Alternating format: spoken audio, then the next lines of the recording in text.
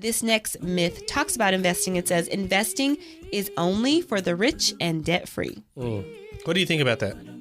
No, that's not true, because investing is the way that you can build wealth. It's not just for rich people. It's not just for debt-free people. Most people working have access to 401ks or some type of retirement plan in their companies. Yeah. And that's one way that you can start investing.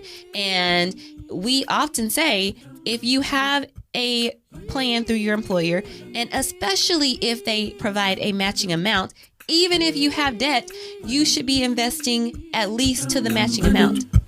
Let's make green together. Let's make green together. Let's make green together. Let's make green together. What's up, guys? Welcome to Black and Brown Make Green. I'm Natasha. And I'm Damian. And today we are debunking some money myths that people tend to believe. And I want to start with one that I hear often, and it is about credit cards. And what I often hear people say is you need to have a credit card balance on your credit card so that you can have a good credit score. Yeah. And I was actually listening to someone recently, and this person said, you need to keep, when you pay your credit cards off, keep $1 balance on the credit card so that your credit score will increase. And I'm going to just have to say that is not necessary. Yeah. And I say that's not necessary because I have never had a balance that I carry over from month to month on my credit card, yet my credit score has always been in the 800s. There was one time I remember it dipped down into the 700s, but since I have been checking my credit score, which has been probably 10 years now at least, my credit score has maintained in the 800s, typically hovering around 810, and I don't carry a balance. You don't need a balance on your credit card in order to get a high credit score. Yeah. So maybe there is a little bit of truth. Maybe like you would have had an 811 instead of an 810. Yeah. But like at that point, like, what does it matter, right? Exactly. Okay, so this next one is you should stay away from all credit cards. What do you think about that, Damian? I think that, okay, so first of all, there's a lot of truth in some of these myths, right? Like some of these myths are anchored in reality, and maybe that reality is not accurate for this point in time. Maybe it's not accurate for everybody. Or maybe it's just not accurate, period. And this one, I think, is dependent on the person. I think this is dependent on the person because some people get themselves into trouble with credit cards. Mm-hmm. But if you are not that person, if you can control your impulses, your spending impulses, then credit cards could be a great tool for you. Yeah, I think credit cards provide protection. They can provide rewards if you can maintain within a certain spending limit, a limit that is within the amount that you set that you can cover on a monthly basis. Like you said, there are some people who probably struggle with that, but that doesn't mean that you have to always stay away from credit cards. You may be able to shift your perspective, shift your mindset, and put a plan in place that allows you to learn how to use credit cards wisely. So I don't think it's necessarily that everyone should stay away from credit cards. I think you need to know yourself. Like you were saying, you need to know yourself. And if you are at a point where you can use the credit cards in a safe way where you're going to be able to pay them off on a monthly basis. Yeah, because they could be beneficial in a lot of ways, right? You get a free flight, you get some points that you can convert into something, or, they give you benefits or discounts. Yeah. And we've talked all about credit cards and if you should have them, if they are worth it. So you should definitely check out that episode if you want to know more about credit cards and our thoughts on that. Yeah. Okay, the next one is about your income. This one says, and some of these we found in some articles that we were reading. Some of them are just random ones that came into our own heads. So that's where these myths come from. So the next one I have is income is the same as wealth. So if you make a high income, you're wealthy. Yeah. That is true? not true. And I'll tell you why. because the same people that make low incomes could be the same people that spend all their money. And the same people that make high incomes could be the same people that spend all their money. It doesn't matter how much, you can still spend it all. Yeah. So your wealth is not a measure of like the incoming amount of money that you earn. It's the amount of money that you keep. Mm-hmm. So that's definitely not true. Like you could be a high earner and a high spender. Mm-hmm. Yeah, in The Millionaire Next Door, a book that I've read before, it talks about the millionaires that you wouldn't expect are millionaires. You wouldn't be able to recognize that they are millionaires because they drive the Toyota Corolla, they drive the 20-year-old vehicle, they live the simple lifestyles. But if you look at their wealth, they actually have that wealth. They have the millions, even though their income may not have been the highest amount. They may have been a teacher making $50,000 on average over the course of their career. Yeah. So it's not about how much you make. It's about how much you keep and how much you are able to grow via the amount that you keep. Yeah, there's a cool story that I read one time about a janitor in a school janitor. You know, everybody would see him every day. He was so nice. He was so friendly. And he was starting to get older, right? And eventually he retired and died. And it was sad. Everybody went to his funeral. And come to find out that the janitor had a large amount to pass on. I think it was like $6 million or something like that. And, you know, like nobody would have ever expected it. Mm-hmm. But that's to say that, you know, like he's a good saver. He's an effective wealth generator. Mm-hmm. Yeah, I know in The Psychology of Money, another book that I've read, the author references a story of a janitor who had millions of dollars once he died, and he ended up giving it to charities, and nobody knew he had this money. So the picture you see on the outside may not be true about what's actually the reality. Yeah. So I think so much so today, we look at someone and if they got on the nice clothes, they got on the name brands, and oh, they rich. Oh, they drive a BMW, Mercedes, Tesla. They're rich. They're wealthy. But those people who drive those cars may not necessarily be the ones who are wealthy. Some of them are, yes. But the looks, the income doesn't equal the same thing. Yeah, definitely. Along the same lines of income and wealth, one of the ways you can build your wealth is through investing. And this next myth talks about investing. It says investing is only for the rich and debt-free. What do you think about that? No, that's not true, because investing is the way that you can build wealth. It's not just for rich people. It's not just for debt-free people. Most people working have access to 401ks or some type of retirement plan in their companies. Yeah. And that's one way that you can start investing. And we often say, if you have a plan through your employer, and especially if they provide a matching amount, even if you have debt, you should be investing at least to the matching amount. So it's not just for you when you are debt free. It's for you now so you can build that wealth and you have something once the debt is gone. Yeah. You can invest while you're also paying off debt. There are some stories on Reddit that I've seen in some of the investing subreddits, or I think it's investing, but it doesn't matter where I read it. But it's like an 18-year-old saying, check my investment portfolio. And then he'll ask a bunch of adults, a kid, you know, like an 18-year-old kid is asking to validate his portfolio. Mm-hmm. And that's at 18 years old. Some adult taught this kid how to do this, or he learned how on his own accord, right? Like, it's a super powerful thing, because if you start early, you have a lot of time to accumulate, you know, interest. You have a lot of time to accumulate gains while investing. And it's such a powerful thing. So even if you're older and you're trying to learn this, you can still pass this knowledge down to someone younger, and it's going to be a powerful thing. I love that every time you talk, you make me think of something I've read in a book. So I'm going to throw another one out here. In The Automatic Millionaire by David Bach, he has this chart that shows how a small amount of money invested at certain ages, started at the age of, I think the first one is 15, and then the next one is like 19, and the next one is 27. Yeah. How this money will grow by the time you turn 65. Yeah. And for, I think it's a 15-year-old, if you invest $3,000 for 5 years, so $15,000 from the age of 15 to 19, and you don't invest anything else, you let that money grow in a diversified portfolio that tracks the S&P 500, so to speak, then by the time you get to be 65, it will be worth like 1.6 million, I believe.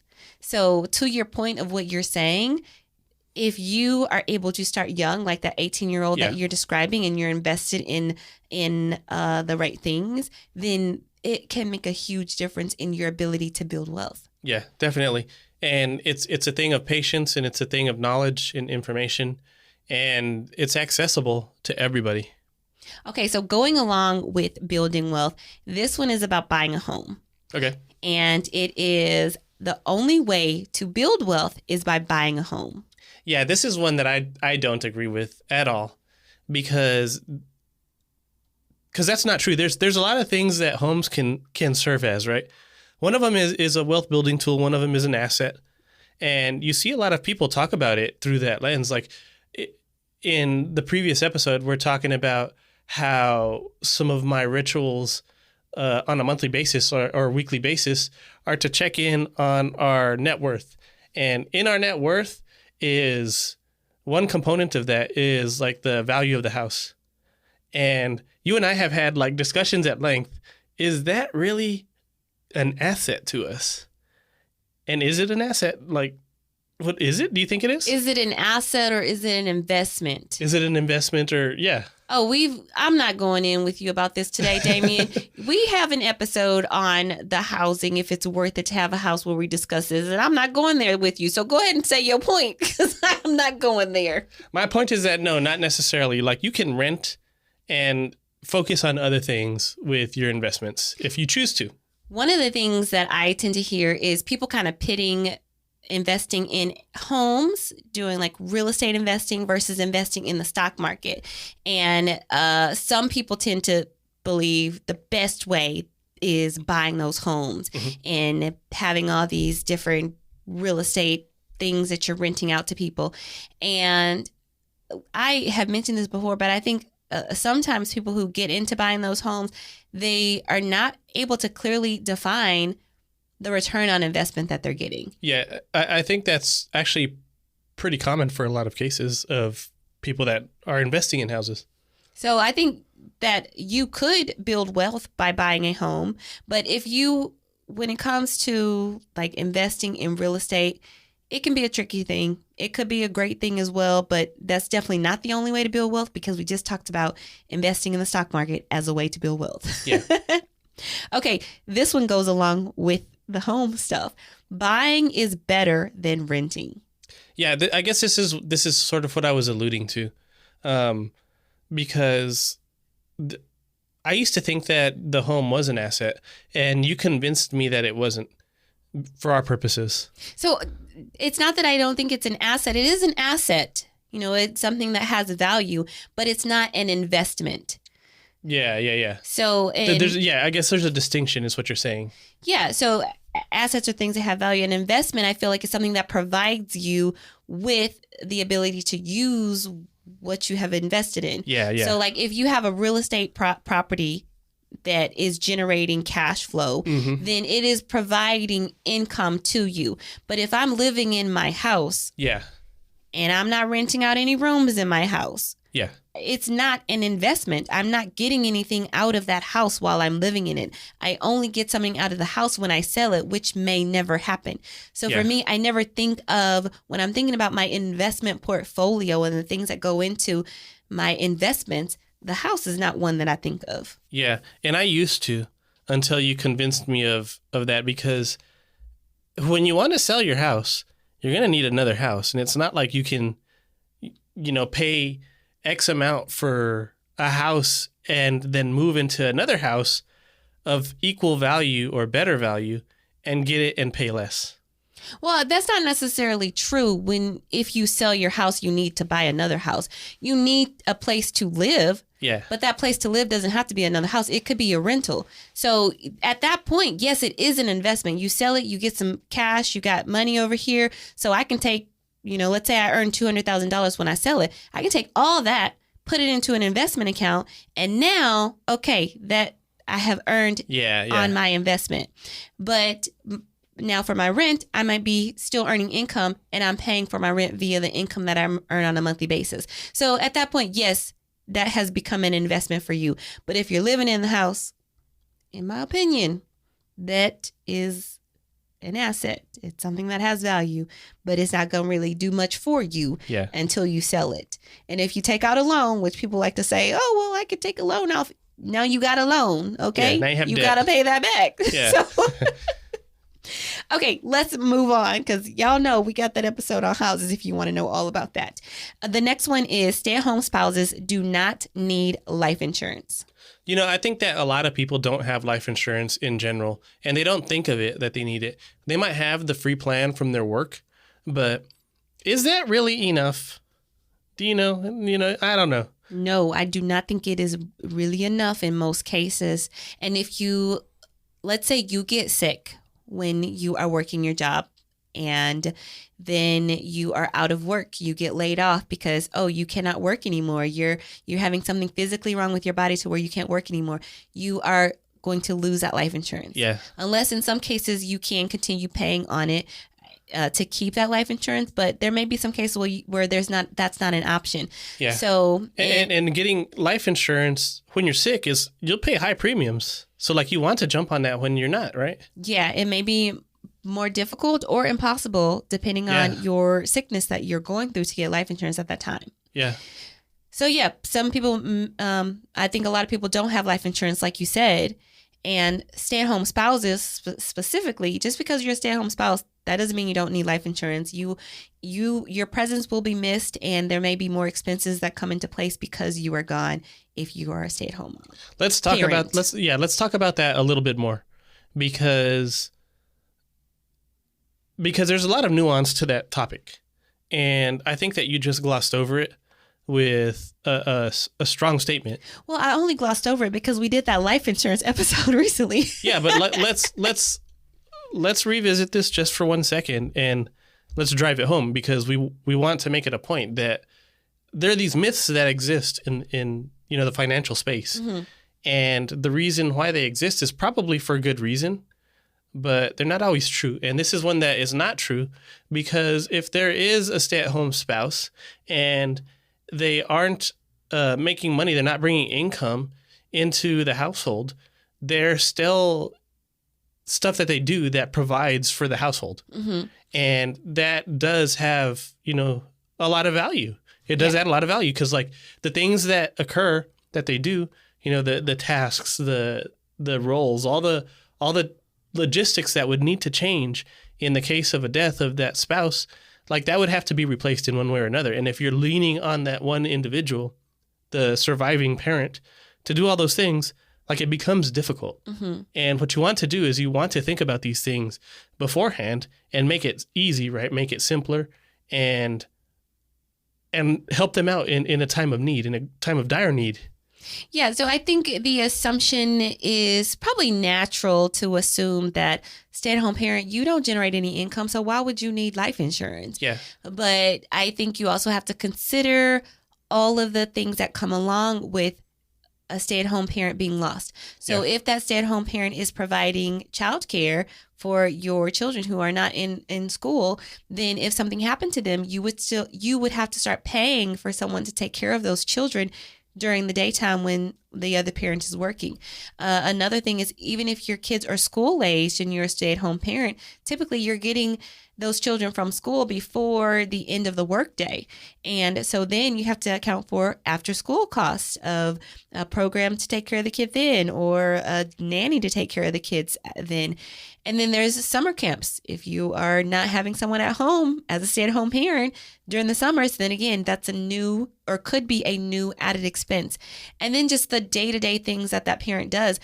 if that parent is the one who provides the meals, who does the cooking, and you might have to spend more on cooking, not cooking, but a meal service or something to replace that service now that the stay-at-home parent is gone. So there are a lot of different reasons why you should consider having life insurance, even if you are a stay-at-home parent. Yeah, and those are just a couple off the top of your head. There are many more. There's a lot of stuff that people do. Many more. If you want to hear more, there is a life insurance episode. I don't know the numbers of these episodes. If y'all search for Black and Brown Make Green life insurance, you will find it, okay?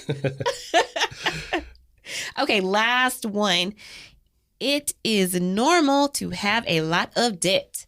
I think people tend to believe this because people always say it. They say, oh, you can have debt for all your life. Don't worry about that. Just pay the minimum on it. Yeah. It's the way of life in America.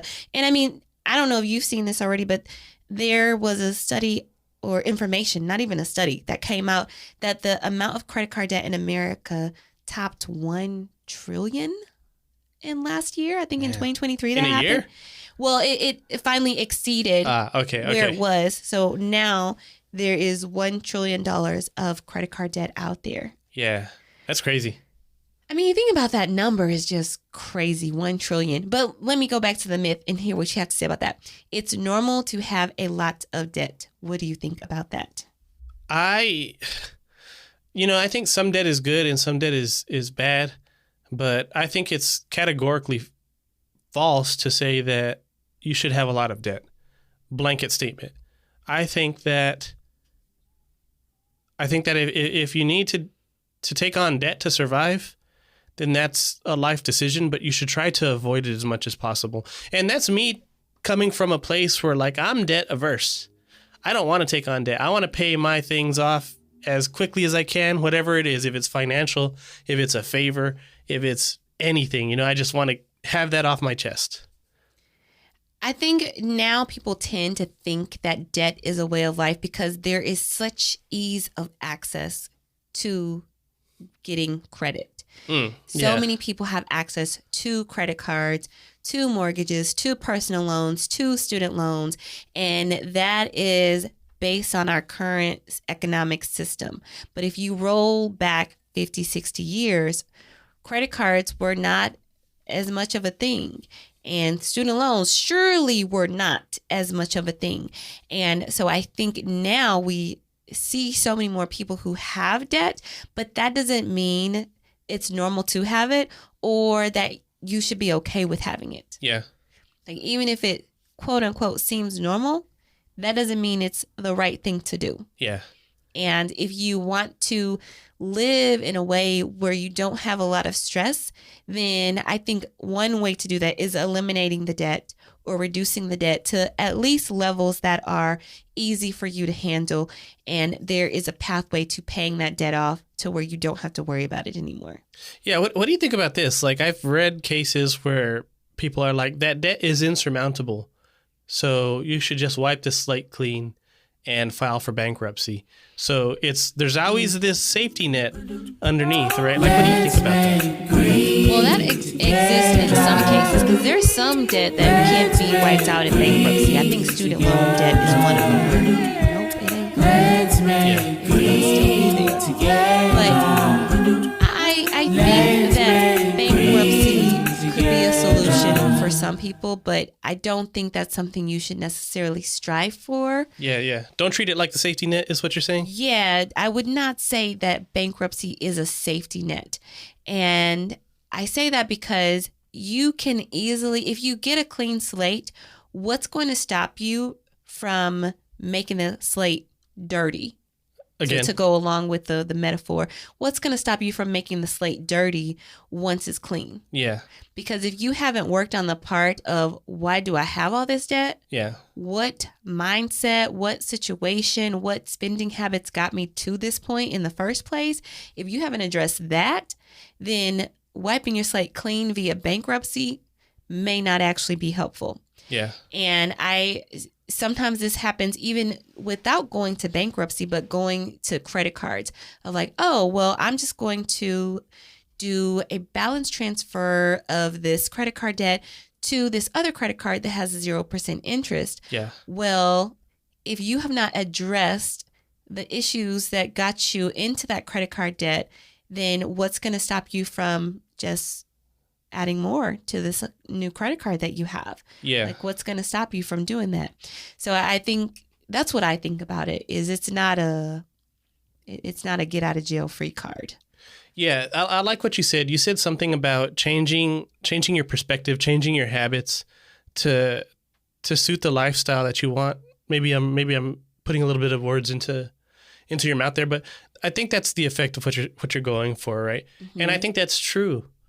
Like, if you want to achieve some outcome, you need to put the practices into place that will help you achieve that. And if you don't want to always constantly be in debt, or always constantly have that, boogeyman lurking beyond that. The stress, the anxiety, the worry. Exactly. You need to change your habits, and you need to change the way that you think about things, change your perspective. Mm-hmm.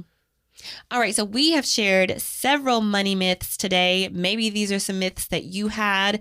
Maybe you used to have those myths. Hopefully we've cleared some things up and helped you out with that. If you feel like you need assistance with getting your money right, getting your money in control, please reach out to me at natasha@blackandbrownmakegreen.com. And if you enjoyed this episode, please share it with a friend. Join us for the next one, and let's make green together.